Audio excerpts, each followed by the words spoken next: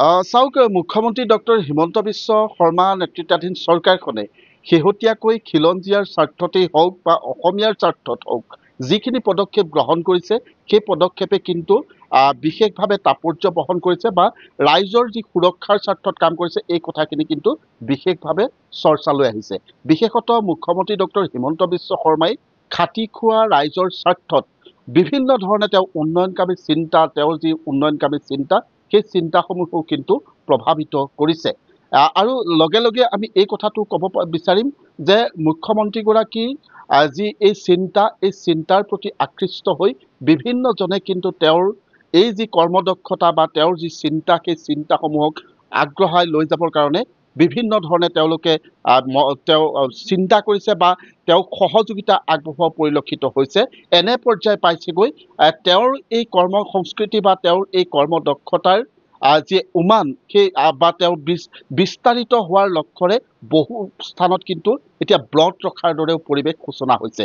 মই এই মুহূৰ্তত উপস্থিত আছো যোৰহাটৰ শোলমৰা গাঁৱত উপস্থিত আছো মালৌ পথাৰ।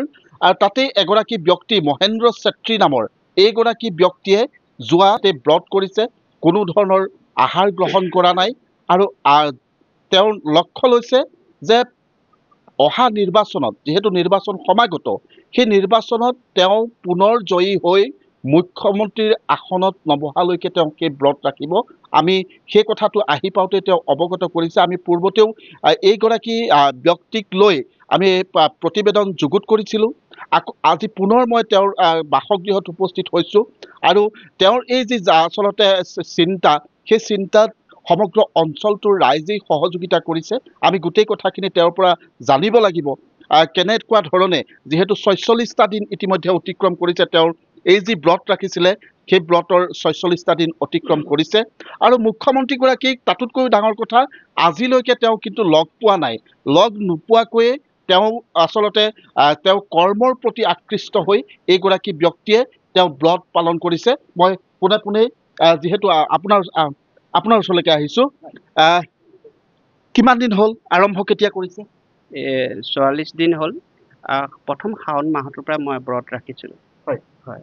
তাৰপিছত আমি তেখেতৰ প্ৰতি এখনি আমি শৰাই দিম বুলি আগভাগ কৰিছিলোঁ। প্ৰথম আমি বৰভেটিত প্ৰথম শৰাই দিলোঁ তেখেতক হৈ, আৰু প্ৰত্যেকটা আমি মন্দিৰৰ স্থানলৈ আমি যাম আৰু তেখেতৰ হৈ এখনি শৰাই দিম।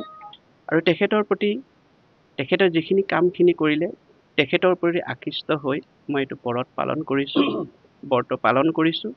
অনাগতৰ তেখেতে যেতিয়ালৈকে মুখ্যমন্ত্ৰী নহয় তেতিয়ালৈকে এই ব্ৰত কৰি থাকিম। কাৰণ জাতি থকা মানে মই থকা, জাতি যদি নাথাকে মই ক'ত থাকিম। কাৰণ তেখেতে যিখন দুই হাতেৰে কষ্ট কৰি আছে অসমীয়া জাতি খিলঞ্জীয়া জাতিৰ স্বাৰ্থৰ ক্ষেত্ৰত জনগোষ্ঠী জনজাতিৰ সৈতে বিভিন্ন জাতি জনগোষ্ঠী ধৰ্ম বুলি তেখেতে যুদ্ধ কৰি আছে। সেইকাৰণে ভগৱানে তেখেতক শক্তি দিয়ক, আয়ুস বৃদ্ধি কৰক। ভগৱানে তেখেতৰ হৈ এই ব্ৰত ৰাখিছোঁ এই কাৰণে তেখেতে মংগল কৰক, অপৰাই মংগলবিলাক তেখেতে ভগৱানে যাতে নাশ কৰক। কিমান আপুনি তেওঁক লগ পাইছে? নাই পোৱা, আজিলৈকে নাই পোৱা। মই আজিলৈকে লগ নাই পোৱা।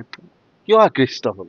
মই তেখেতৰ প্ৰতি আকৃষ্ট হ'ল কি, তেখেতৰ কামৰ প্ৰতি, তেখেতৰ যিখিনি কামখিনিৰ ওপৰত সেইখিনিৰ ওপৰত মই আকৃষ্ট হ'লোঁ। তেখেতৰ ভাবা চিন্তা এনেকুৱা অসমৰ হয়তো মুখ্যমন্ত্ৰী আৰু নোলাব ভৱিষ্যতত। আপুনি এটা কাম আপোনাৰ ভাল লগা তেওঁ কৰা এটা কাম কওকচোন। যিটোৱে আপুনি দেখিলে অসমীয়া জাতিৰ স্বাৰ্থৰ ক্ষেত্ৰত কি কৰিছে, অসমীয়া জাতিৰ স্বাৰ্থৰ ক্ষেত্ৰত গঠনমূলক হিচাপে কাম বিভিন্ন ধৰণৰ কৰিছে তেখেতে। সেইকাৰণে মই আকৃষ্ট হৈছোঁ আৰু তেখেতৰ প্ৰতি মোৰ যিটো ভাৱ সেইটো ভাৱটো হয়তো মোৰ উলিয়াই অন্তৰৰ পৰা লৈ যাব নোৱাৰিব। এনেকৈ আকৃষ্ট হ'লোঁ তেখেতৰ প্ৰতি মই মোৰ অন্তৰৰ পৰা কোনো উলিয়াই নিব নোৱাৰিব। আপুনি এতিয়া অন্ন গ্ৰহণ কৰা নাই? মই নকৰোঁ অন্ন। ৪৪ দিন হ'ল। মোক কিন্তু এটা কথা ক'ব লাগিব, আমাৰ এই সৰ্বে ৰাইজ যিহেতু শোলমাৰ ৰাইজ, আমাৰ ৪৪ নং যি দাদাসকল আছে বুথ কমিটিৰ পৰা ধৰি লৈ আমাৰ যি বিভিন্ন দল সংগঠন ইয়াত বুলি নহয়, বিভিন্ন ইয়াত আপুনি জাতি জনগোষ্ঠীৰ পৰা ধৰি লৈ সমূহ ৰাইজ ইয়াত দল বুলি নহয় সমূহ ৰাইজ আহি মোক যেনেকৈ প্ৰয়াণ কৰিছে, মোক যেনেকৈ তেখেতলোকে থিয় হৈছে, হয়তো মই জীৱনত এনেকুৱা মই পাহৰিব নোৱাৰোঁ। সেইকাৰণে মই তেখেতলোকৰ বেছি সাহস পাইছোঁ, সেইকাৰণে দুগুণ সাহস পাইছোঁ আৰু এই মই ব্ৰতটো ৰাখি যাম। কি খাই আছে আপুনি এইকেইদিন আপোনাৰ কল আৰু বুট, মগু, গাখীৰ কিমান দিনলৈকে ৰাখিম? এইটো মই মুখ্যমন্ত্ৰী যেতিয়ালৈকে নহয় তেতিয়ালৈকে মই এইটো ৰাখিম। আকৌ মুখ্যমন্ত্ৰী তেখেতে হ'বই তেখেতে, কাৰণ কেলে অসমৰ জনগণৰ ৰাইজে ইতিমধ্যে সিদ্ধান্ত লৈছে, অসমৰ ৰাইজে এটা মধ্যে লৈছে যে জাতি থকা মানে আমি থকা। সেইকাৰণে তেখেতৰ ওপৰত ভগৱানে শক্তি দিয়ক। মোৰ এইটোৱে মংগল, ভগৱানৰ ওচৰত সদায় দিন মই তেখেতক পুৱা গধূলি তেখেতৰ ওচৰত মই চাকি জ্বলাওঁ, তেখেতে ভগৱানৰ ওচৰত মই চাকি জ্বলাওঁ। ভগৱানে হৈ মই তেখেতৰ ওচৰত আচলতে মাগিছোঁ যে প্ৰভু যে আপুনি তেখেতক মংগল কৰক। মোৰ একো বিনা স্বাৰ্থ, মোৰ একো নাই তেখেতক, কিন্তু অসমখনৰ স্বাৰ্থৰ কথা আছে, অসমৰ জাতিৰ স্বাৰ্থৰ কথা আছে, ভৱিষ্যত উঠি অহা নৱপ্ৰজন্মৰ ছাত্ৰ ছাত্ৰীৰ ভৱিষ্যতৰ কথা আছে। সেইটো কাৰণে মোৰ কাৰণে একো নহয়। মই এটা যদি কিবা এটা হৈ যায় মোৰ হানি নহয়, অসমখন হানি হ'ব নালাগে। মোৰ কথাটো স্পষ্ট, অসমীয়া জাতি থিয় দি আছে, মূৰ দাঙি থিয় দি থাকক, মোৰ এইখিনিয়ে কৰ্তব্য। মানে এই গোটেইখিনি মুখ্যমন্ত্ৰী ডক্টৰ হিমন্ত বিশ্ব শৰ্মাইহে পাৰিব। তাৰ বাহিৰে কোনো গত্যন্তৰ নাই। দেখিছে অপৰা শক্তিবিলাক কিমান আহিছে, কিন্তু তেখেতে বহুত কষ্ট কৰিছে।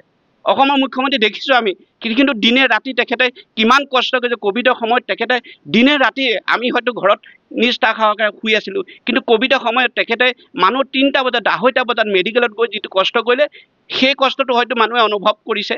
তেখেতৰ কাৰণে প্ৰাণ পাই উঠিলে ক'ভিডৰ সময়তো। সেইকাৰণে মই ভাবোঁ যে মোৰ মহেন্দ্ৰ চেত্ৰী এজন যদিও কিবা এটা হৈ যায় ক্ষতি নাই, কিন্তু অসমখনৰ ৰাইজৰ যাতে ক্ষতি হ'ব নালাগে। ধন্যবাদ জনাইছোঁ। এয়া আছিলে মহেন্দ্ৰ চেত্ৰী, যিজন লোকক এই স্থানীয় ৰাইজে গংগু বুলি মাতে, আৰু সেই গংগুৰ এয়া ভাষ্য যে এজন মহেন্দ্ৰ চেত্ৰী নাইকিয়া হৈ যাব পাৰে, কিন্তু অসমীয়া জাতিটো কিন্তু থাকিব লাগিব, আৰু এই জাতিটো ৰক্ষা কৰাৰ ক্ষেত্ৰত মুখ্যমন্ত্ৰী ডক্টৰ হিমন্ত বিশ্ব শৰ্মাৰ দৰে তেওঁ কোনোদিন কোনো মুখ্যমন্ত্ৰী দেখা নাই, আৰু যাৰ কাৰণে তেওঁ কোনোদিন লগ নোপোৱা এগৰাকী মুখ্যমন্ত্ৰীৰ কাৰণে কিন্তু এনেধৰণে ব্ৰত ৰাখিছে। মই আৰম্ভণিতে কৈছোঁ 46টা দিন অতিক্ৰম কৰিছে, আৰু তেওঁ পৰৱৰ্তী মুখ্যমন্ত্ৰী হৈ মুখ্যমন্ত্ৰীৰ আসনত নবহালৈকে এনেধৰণেই বুকুত তেওঁ মুখ্যমন্ত্ৰীৰ ফটো সাৱটি লৈ তেওঁ এই ব্ৰত ৰাখি যাব।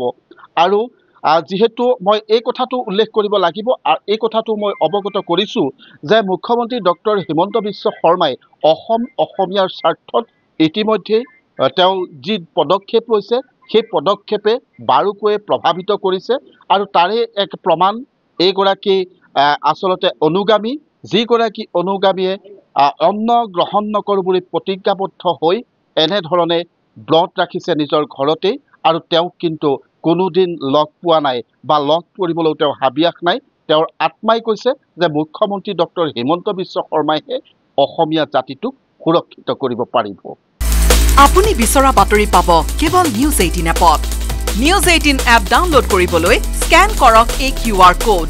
গুগল প্লে ষ্টৰতো পাব এই নিউজ 18 এপ।